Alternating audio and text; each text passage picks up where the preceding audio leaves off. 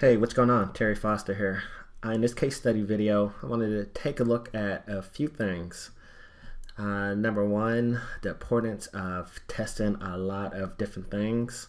Number two, being able to scale and spend a lot of money per day. And I guess number three is that if all things are equal, big budgets and big ad spend is going to be better than low ad spend if you have a mass appeal product. So what we're going to be looking at today is Ariel blankets. This is a company that sells mermaid blankets. If you have a daughter or even a wife or girlfriend, you may have seen these in the news feed. They're popping up everywhere, and we're one of the key players here. So yeah, going to take a look at last month's data to kind of touch upon those a few of those things that I told you about in the intro. So as you can see here, last month we spent just about $87,000 of ad spend, and we started off at about $500 a day, and towards the end of the month we were approaching 5K of ad spend a day. So we were starting at 500, looking to see what was scalable, and then we worked on scaling that throughout the month once we figured out how to make a good ROI. So if you notice, this campaign, there's a lot of different stuff going on. So if you watch any of my other case study videos with smaller span, I'm a big fan of keeping things really simple and simplistic.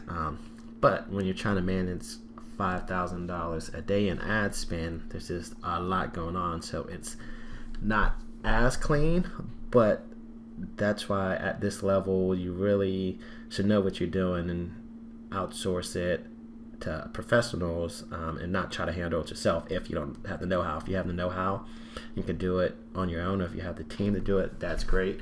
Then it being a little bit more complex, shouldn't intimidate you. But if you're just starting off and you want to spend this amount of money, then it's best to partner with someone that can spend it wisely, because it's a pretty good investment. So like I said, a high level overview is that we spent $87,000, and that drove about 48,000 clicks. Sorry, there we go.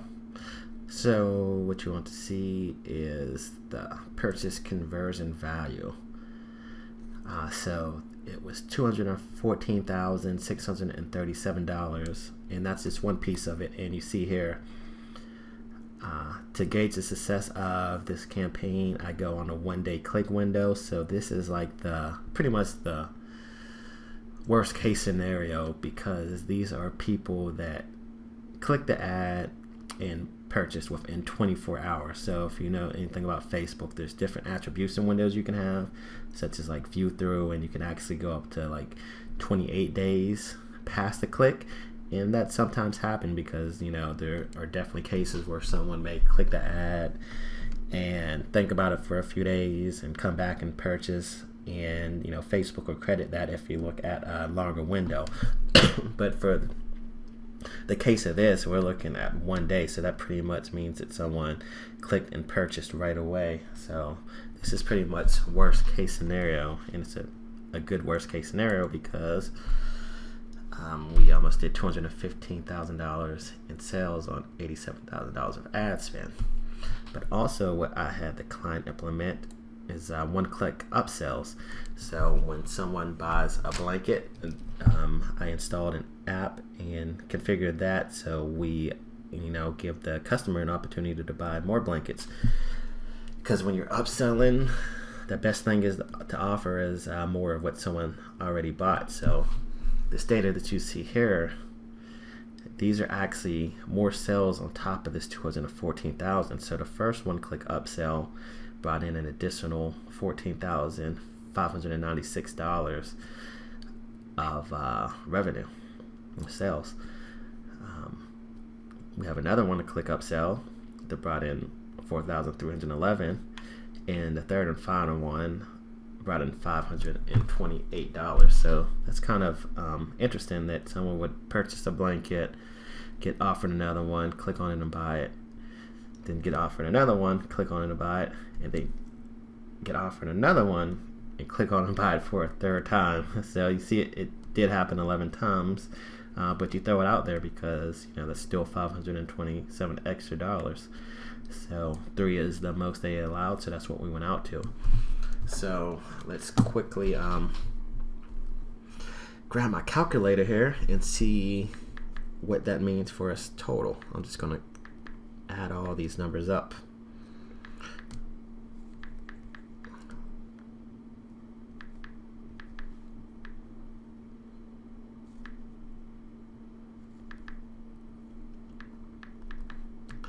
So total, that's about $234,000 in the month of November.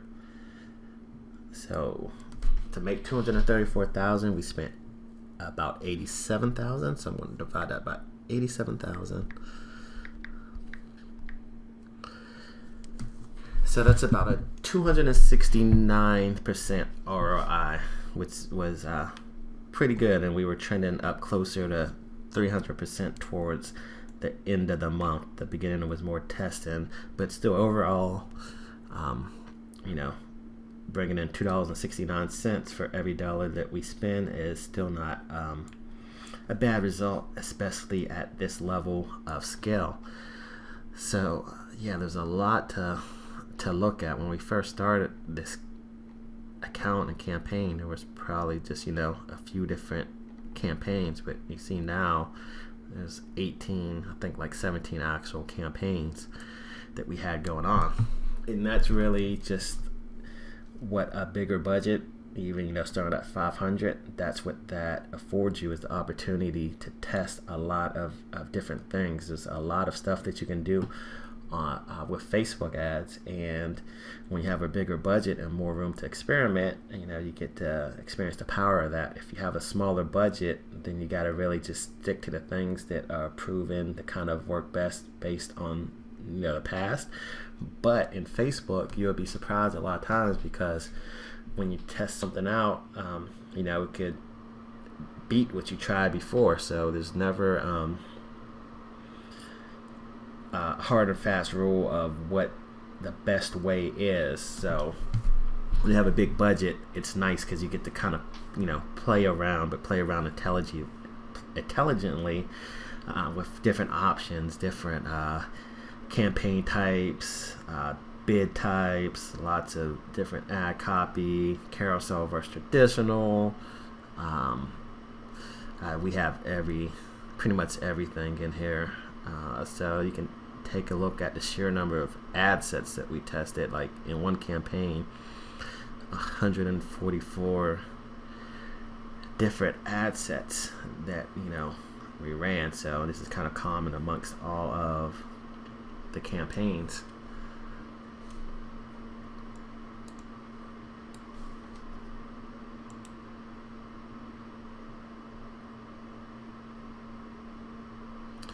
So when you run this much money in Facebook ads, I definitely recommend that you do one ad per ad set, so you can manage things at the ad set level. Retargeting is definitely in the mix here. You can see our retargeting ads have been clutch. Like this one, we retarget people with a 15% off discount code. We spent $4,036, and we made 15,000 plus 927 plus 175. So what, probably about 17,000. So that's over a 4-to-1 ROI with just really quick math. And let me show you the level of retargeting that you need to have when you're working with this type of budget.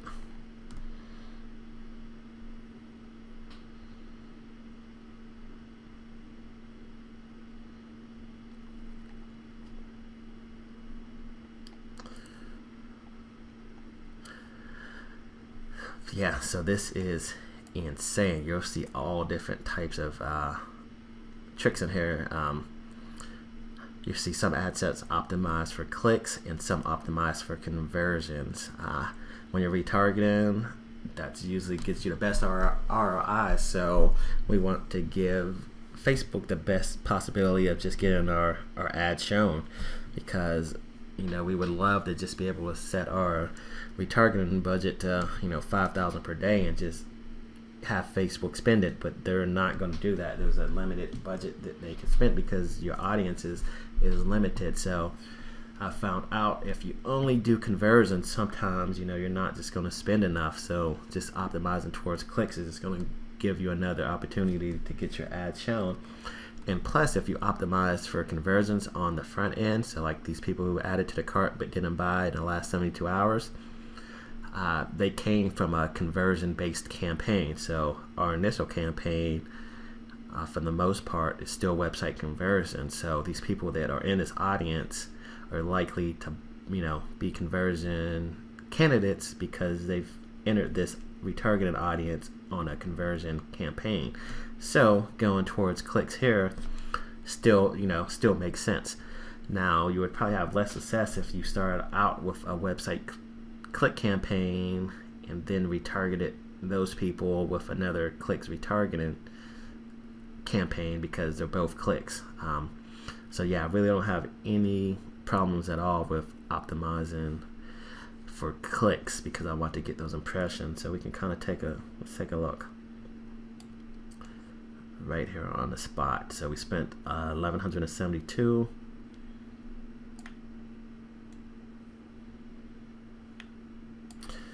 Yeah, and we made 6,427 plus about another 650-ish or so. So yeah, about 7,000. So we spent 1,100 to make 7,000, and that's on clicks.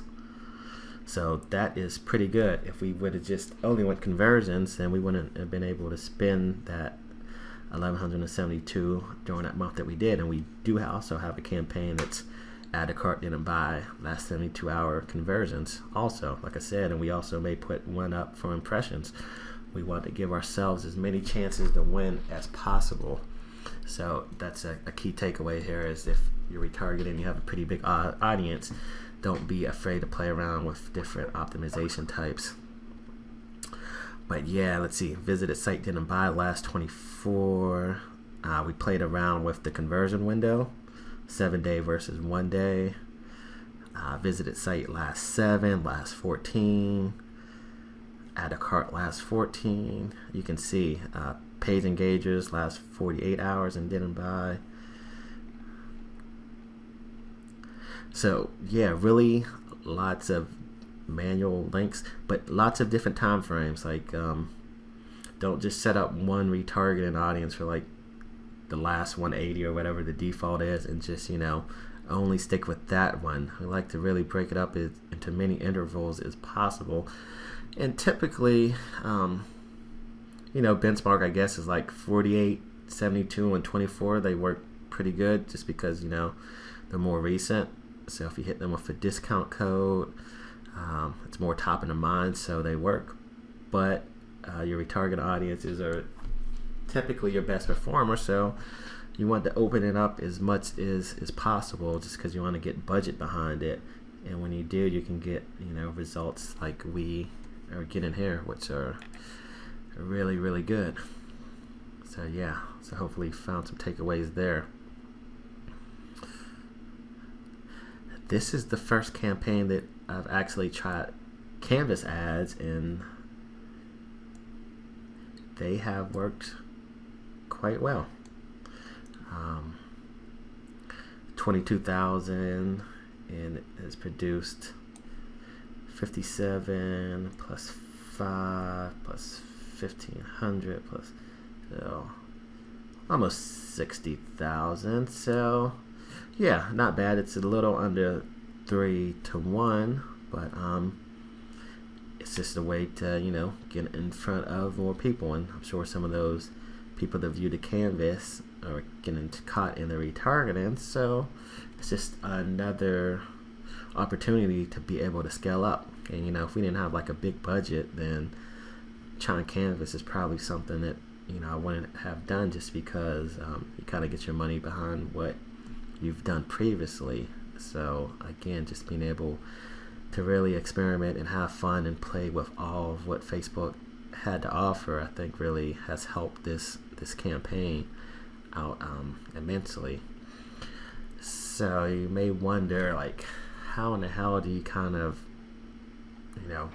optimize this and keep this stuff running? So no matter how big or small a campaign is, I always start off with an optimization overview for each of my clients, and that tells us how to manage the campaign on a day-to-day basis.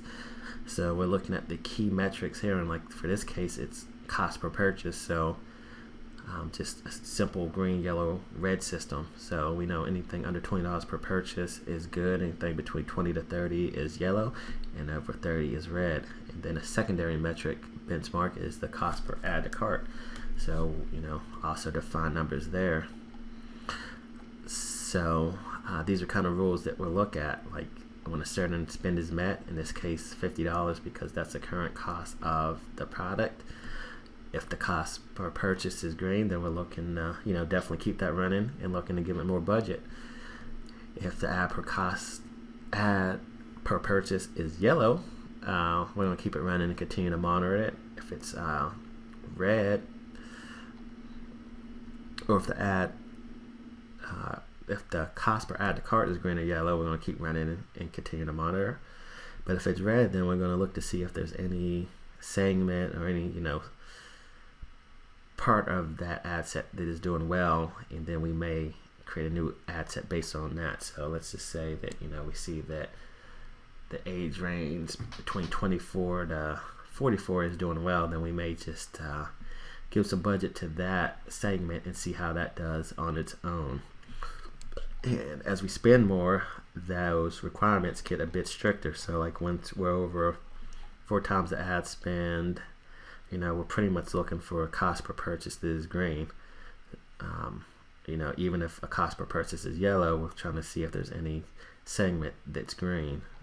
So as we spend more money, we want to be left with only ad sets that have a green cost per purchase, because that's our ultimate goal. So we kind of work on a tier level based on the level of ad spend, and that's how it goes pretty much across the board for all my clients. So that's what we're doing on a day-to-day basis. We're going in here and we're looking at the data at the ad set level to see what we need to do based upon the numbers that that we set out. And then obviously those numbers can change, but that's our Bible. That's how we manage the campaigns, and that's how we keep our KPIs in line. So it's really something that you need to do daily to make sure that all your ads are performing and hitting your KPIs. This stuff is starting to take longer and longer. In terms of targeting, we have targeted across the board here, but there's a lot of lookalike audiences because we have a lot of data on our pixels, a lot of layering of our lookalike audiences. Just to try that out, we started with a bunch of cold audiences as well. Like obviously when 189 ad sets, when you have this type of budget to play with, it's really about testing as much as you can. So we really went crazy here with just testing to see what's going to get us the best ROI, and that's kind of what it takes when you're managing ad spend at this level. So yeah, like I said, what we're selling is, I think there's 5 or 6 different colors of a mermaid blanket. We started at $49.99 for the blanket. During the peak season, we bumped it up to $59.99. and now we brought it back down to $49.99. But pretty simplistic, not a lot of different products. It's like selling one product in different colors. So we're just running ads straight to the sales page, so not a long complicated funnel in terms of warming the traffic up or anything like that, but just being able to take advantage of what Facebook has to offer. And I think I said at the beginning, I think the big budget here is crucial, because if this client was only spending $50 a day, then I'm not sure we would have this level of success. He was committed at the very beginning of spending whatever it took to kind of be successful.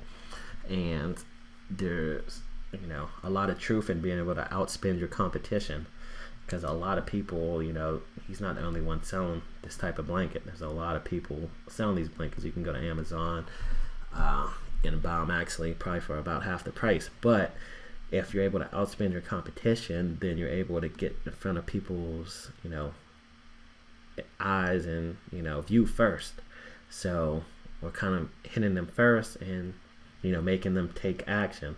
So being able to just have this many impressions and this amount of reach has really benefited, because we're just able to outspend the competition and still make a nice healthy ROI. So and that's not the case for everybody. If you don't have a product with mass appeal, or if you're like a service-based business, which I work with, then you're never going to need to spend $5,000 a day on Facebook ads. It just doesn't make sense. But if you do have something that has mass appeal, that you really think that a lot of people can buy, that you can have success with on Facebook ads, my advice is always to really be open to spending as much as you can tolerate, because it's going to in the long run give you the best chance at success. Because Facebook is a crowded game. There's a lot of people doing this, but the people doing it at the highest levels are those that are spending the most money. And that's like a dirty little secret, is that they're really not doing that much different. They're just able to reach your customer first, because they're giving themselves more bullets. So it's just a little food for thought there. So hopefully that this video was helpful, and you were able to take a few little tidbits and nuggets away from this.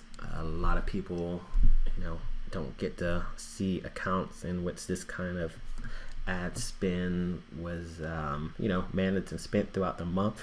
So hopefully this opened your eyes a bit to kind of see what's possible with Facebook ads.